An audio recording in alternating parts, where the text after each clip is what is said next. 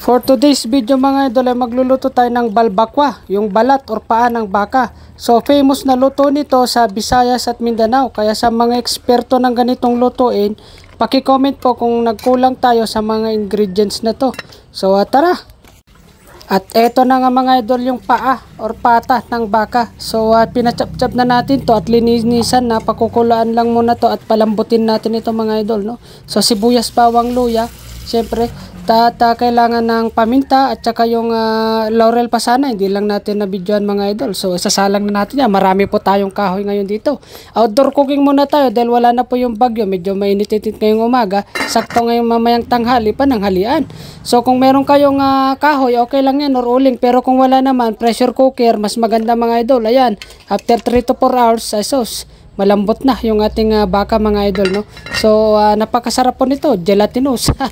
So kung meron kayong pressure cooker, 1 oras lamang ito mga idol. Tignan nyo naman, no? Ang lambot, diba?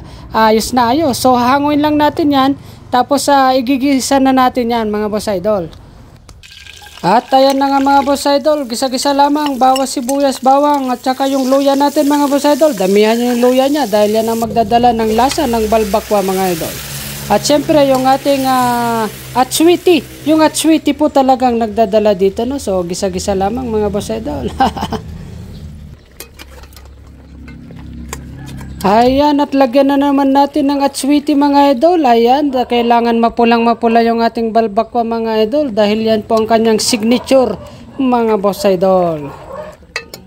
At yung iba naman naglalagay ng white at saka black beans. Tayo black beans lamang mga boss idol. Ayan. Tsaka syempre, halo-haloin na yan. Malambot na malambot yan mga boss idol. Yung ating pinagpakuluan kanina, pwede naman nating idagdag yan para pang sabaw ulit mga boss idol. Ayan. Mas masabaw, mas masarap. Pwede mo namang patuyuan pa konti yan para mabawas-bawasan yung kanyang sabaw. Pero sus Mariusip, malasang-malasa na po yan mga boss. Sa mga baguhan po sa ating Facebook page ay huwag nyo pong kalimutan na mag-follow sa ating Facebook page mga boss idol. Ayan. Ito, ready na nga ang ating balbakwa. At halika kayo, samahan nyo ko na tikman at ulami ng ating balbakwa. Ewan ko kung na-perfect natin or maraming kulang sa ating balbakwa mga boss idol.